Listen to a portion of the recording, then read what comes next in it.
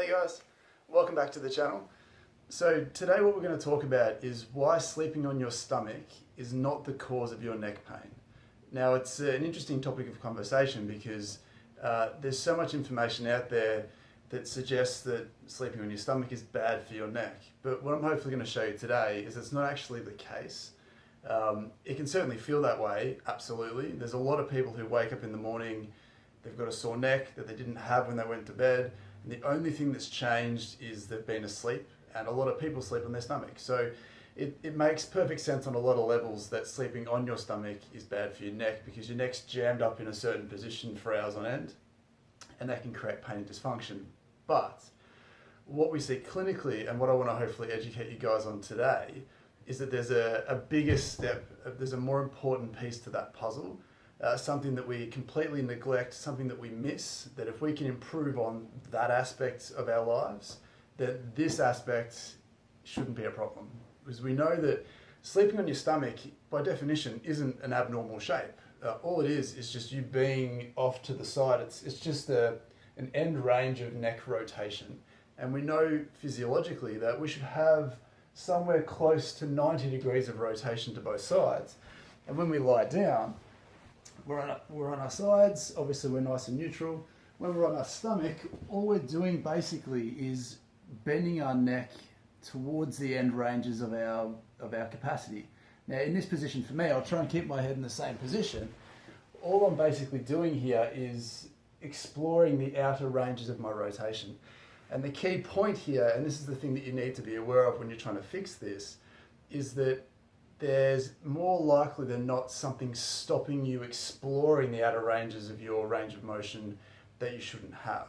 Now, we'll get to what that is in a second and it'll hopefully all make sense, but what I wanted to point out here is that this idea that we wake up stiff and sore, as I said, it does make sense, but it neglects the bigger picture, because if you look at any newborn baby, any child, the younger versions of humans that act more instinctively, they're not necessarily the conscious beings that we all are as adults. They tend to work more on instinct. They tend to sleep on their stomach a lot, and a lot of the time with us as well, we will sleep on our stomach even if we don't want to. We can lie on our sides, we can chock ourselves up with pillows, but then we wake up in the morning and our body's found a way to find a position that it wants to be in. So it can be quite stressful and quite frustrating if you've got some neck dysfunction and you keep ending up on your stomach. And then we can go down the rabbit hole of different mattresses, different pillows, but those conversations like this one are generally about the wrong thing. And that's probably a story for another video, but what I wanted to go through today is that we want to talk about why that neck is sore when you wake up in the morning, and then what you can do to fix that, to make sure that it stops happening and you stop having to worry about the position that you're sleeping in at night. So basically what that is to put it simply, what you do before you get to bed has far more impact than what you do while you're in bed. And by what I mean by that is that when we're awake, we're generally awake for 14, 15 hours. If most people get 6 or 7 hours of sleep a night, that still leaves 18, 17, 19 hours of waking time to accrue some dysfunction. And what we see with a lot of people, particularly when we're talking about neck dysfunction, is the overwhelming majority of our time is spent looking down. And as we've sort of talked about in previous videos, we really care about the hinges that you place in your spine. So if you're on a laptop or looking down on your phone, there's generally a hinge that we put into our neck and keep it there for a period of time. And that section, and it can be right up the top if we're looking acutely down, or it can be lower down if we're hinging down a lot more towards more of a 90-degree angle. The longer we're in those shapes, and the average American at least, can sit 10 to 14 hours a day, particularly in today's climate, without raising an eyebrow. It can be just a simple thing that we do, and if that sitting down, looking down is a constant theme, then what happens is we take that overloaded tissue to bed, and sleep is our recovery time. So if you were to go outside, run up and down some stairs for half an hour, if you were to wake up the next morning and your calves and quads were stiff and tight, it would make sense, because what you did the day before was obvious and unique and it stands out. You probably don't run up the stairs every day. but waking up the next day with stiff legs, it's a perfectly reasonable bout of exercise soreness or muscular soreness where your body's recovering from something that was beyond its comfortable level of tolerance. So you become sore in a good way, some good soreness the next day. And it's the same concept that happens when we wake up with neck pain after sleeping. It's not that sleeping's the problem, it's that your body uses that sleep period to recover from what you did that day or the day before. So if you constantly put your neck into bad positions over time, those tissues are going to become stiffer and tighter, more overloaded, more sensitized overnight, because that's the time that your body takes to repair.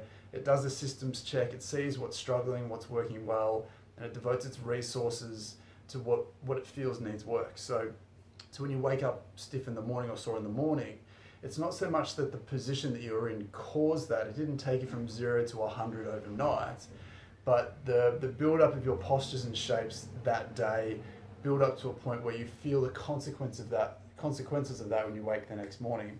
So what's important to understand from this is we need to make sure we're going after the basic, boring, everyday neck positions that you're in during the day so that your body can just express itself normally at night. And the reason why I think we've gravitated towards making stomach sleeping evil is because if your neck has become stiff and tight from being in a bad position often throughout the day or days or weeks, if you then try and jam up an already stiff bunch of neck joints, if you lie down and put those stiff joints into not a bad position, sorry, if you put them into an end range position and you're consistently jamming them up, it's understandable that they're not going to appreciate that. So it's kind of like if you consistently stand there and bang your toe against a wall, the next time you stub your toe, it's going to feel sore. Not because of the one time you did it, but because of all the preceding times that you did that. And it gets to a point where it just doesn't tolerate that. So what we want to work on then is the first step to making sure that you wake up every morning with a neck that feels good. We don't need to devote as much time to the pillow and the mattress debate, or the stomach sleeping debate, sorry, but the thing we need to work on, or the first thing we need to work on is, are you actually in a good position? So what I challenge you to do if you're watching this video is the next time you're sitting down, just relax. See where your body takes you. Do what you normally do, whether it's using your phone, reading a book, using a laptop, doing arts and crafts, whatever it might be, playing an instrument. Take a moment when you're in those positions to get a sense of where you are in space. And if you're up nice and tall and you default back to that position, you should feel like there's a discrepancy between where you could be and where you actually are. And the first step to improving your neck in the morning is to improve those positions during the day. If you can't improve your awareness and the value that you place on those good positions, then waking up stiff and sore in the morning is hard to cure because we're not addressing the root cause.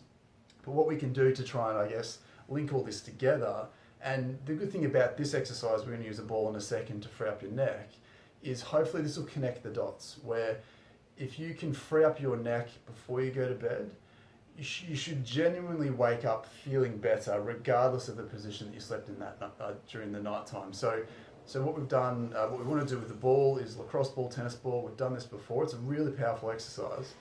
We want to start in the base of your neck where the bump is at the middle, the big bump that everyone seems to know about. We want to place the ball on that bump, and we want to roll the ball to one side.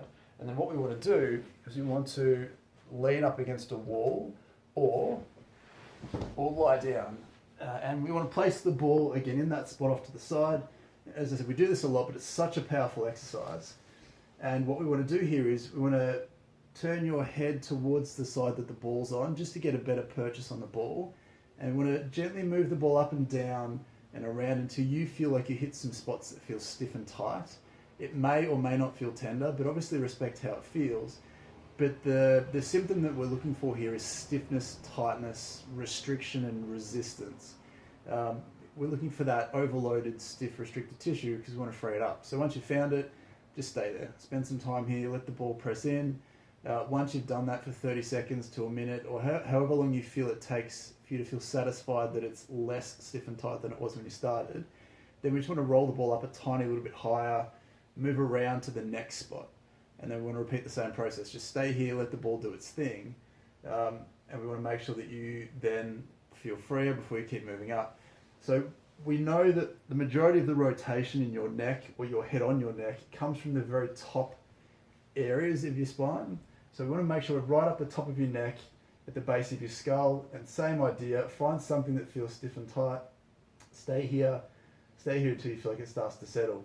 And what we want to find is, we want to make sure that before you do that, you check out your range of motion first, and then you do the exercise, check out your range of motion again. It should immediately feel looser and freer.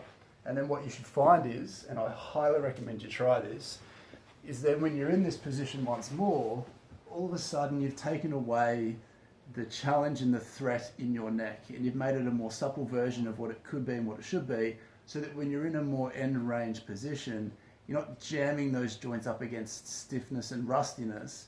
They're just coming to their natural resting point.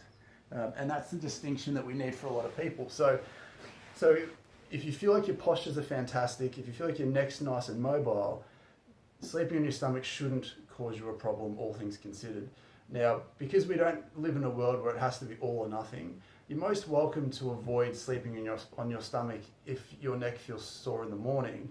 But you've got to make sure that you're doing these other things so that as your neck improves, if you want to come back to this position, you should have that option, because there's nothing bad about being in an end range position, but it can be a challenging experience for your body if that end range position is also stiff, tight, and on the verge of being irritated and sore. So it's a really interesting topic. It's something that we sort of talk about I talk about with my patients a lot, that we sort of live in a world where the perspective that we have makes perfect sense on one level, but when we take a slight step back and consider more things, we realize that instead of playing in this area, we should actually be playing over here, and that'll take care of that area on its own. So some food for thought there. So as always, we're putting these videos out every day, or close to every day as best we can. So if you have any questions, if you have any requests for information, please leave them in the comments below, or find us on social media and let us know via the private messages. We're keen to help, so just let us know either way. If you do like the video, please leave a like below, and also if you could subscribe to the channel just to help us out. It helps these videos reach more people, and this information is information that we talk about with patients every day. So it's real world information, it's actionable, and it works. You know, you shouldn't have to trust us, you should see that it works when you do it yourself. So thanks again for watching, and then until next time, we'll see you then.